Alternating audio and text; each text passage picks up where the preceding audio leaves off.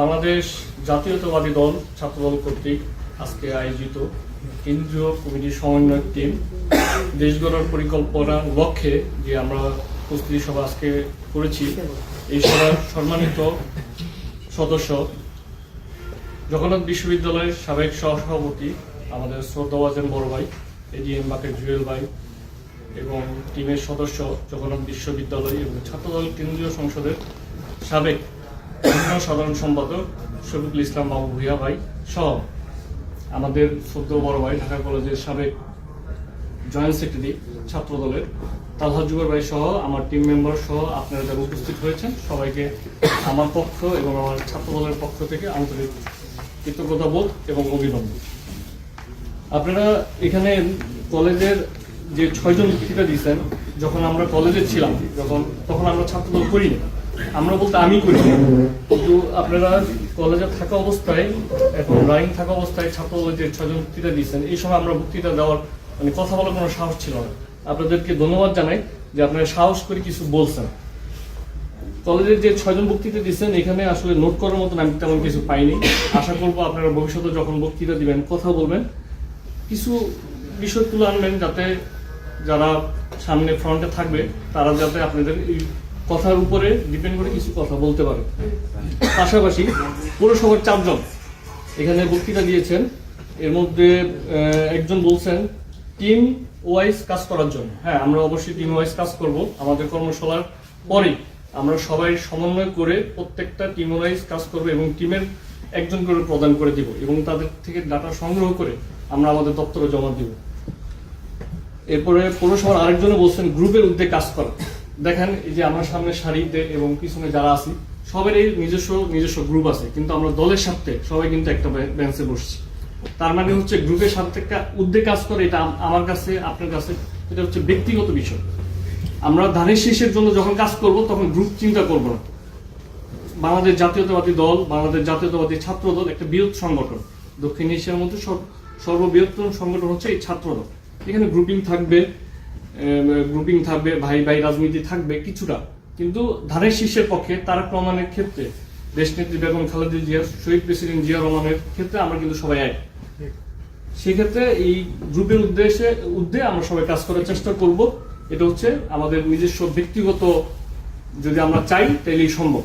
কিন্তু আমরা central team যদি আপনারা বলি যে আপনার গ্রুপের বাইরে কাজ করেন, এটা হবে না। এটা হচ্ছে আপনাদের নিজ নিজ দায়িত্ব, আপনাদের গ্রুপের মধ্যে কাজ করতে হবে। পাশাপাশি উপজেলার 9 জন ছিলেন এখানে, অনেকে বক্তৃতা দিয়েছেন, এর ভিতরে একজন বলছেন বিনয়ী হওয়া। দেখুন, আমাদের ভারপ্রাপ্ত চেয়ারম্যান জনাব তারেক রহমান উনি কতটা বিনয়ী, আমরা তাকে ফলো করব। সে আমাকে সম্মান করে নাই, বাট আমি তাকে সম্মান করবো না, এই জিনিসটা যাতে না হয়। যে এখানে একজন বক্তৃতা দিয়েছেন, এই যে আপনি বলছেন যে ইগুটিক প্রবলেম, ইগু বলতে কোনো শব্দ থাকবে না। ইগু ছিল ছাত্র হাসিনা, এই জন্য তার পতন হয়েছে। আমরা ছাত্রদল করি,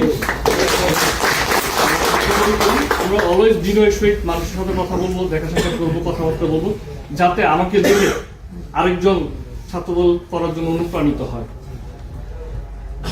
মাসুদ রানা নামে একজন বলছেন ফ্যাসিস্ট না হয়। ফ্যাসিস্ট ছাত্রদলের ছেলেপেলে কখনোই ফ্যাসিস্ট হবে না, তারা ক্ষমতা পাইলেও আশা করি ফ্যাসিস্ট হবে না। আর যদি ফ্যাসিস্ট হওয়ারও চেষ্টা করে সেক্ষেত্রে তার দায়িত্ব দল নিবে না। আপনি ইতিপূর্বে দেখেছেন আমাদের দল কিন্তু ছাত্রদলের অনেক ছেলেগুলিকে বহিষ্কার করেছে, তাদেরকে দল থেকে অব্যাহতি দিয়েছে শুধু তাদের কর্মকাণ্ডের জন্য। যখন আপনি নিজের পোস্ট পদবীর ক্ষমতা দেখায় যখন আপনি ফ্যাসিস্ট হওয়ার চিন্তা করবেন, তখন দল আপনার দায়িত্ব আর নেবে না। এই বিষয়টা আপনারা সবসময় খেয়াল রাখার চেষ্টা করবেন। জেলার কয়েকজন কথা বলছেন যে মূল্যায়নের বিষয়টা, মূল্যায়ন ওই যে ভাই এটা উত্তর দিয়ে দিয়েছে যে মূল্যায়ন বলতে আসলে ছাত্রদল আপনাদের মূল্যায়ন করবে, আর মূল্যায়ন করেছে বলে যে আজকের প্রোগ্রাম, ইভেন আমরা সামনে আগামী দিনেও প্রোগ্রাম করবো। আর মূল্যায়নটা হচ্ছে নিজের পারফরমেন্সের উপরে নিজের মূল্যায়নটা বের করে নিয়ে আসতে হবে। কেউ আপনাকে দেখে, কারণ হচ্ছে প্রকৃতি কখনো শূন্যস্থান খালি রাখে না।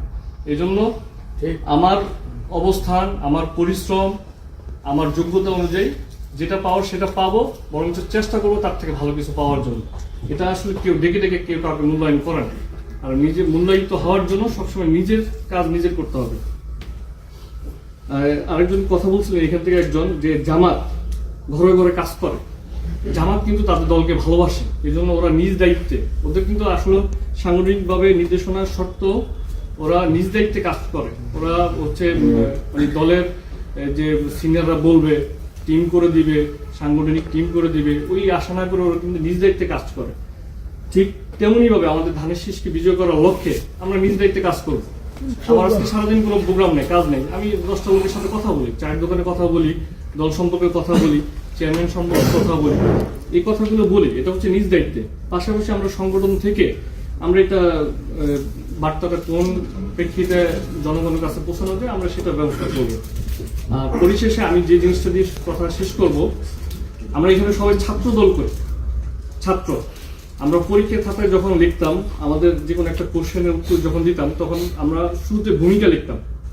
আমরা যে কোনো বক্তৃতা শুরু করছি এখানে কেউ ভূমিকা দিয়ে, ভূমিকা বলতে বিসমিল্লাহির রহমানির রহিম বলে বক্তৃতা শুরু করা, কিছু বলা, তারপর হচ্ছে উপস্থিত যারা থাকে তাদের নাম মেনশন করা, যদি নাম সবাই না জানে উপস্থিত যারা আছে তাদের সম্মানার্থে কথা বলে কথা শুরু করা, পাশাপাশি নিজের বিস্তারিত বিষয়গুলো অভিমত প্রকাশ করে শেষে উপসংহার দেওয়া। উপসংহারটা কি?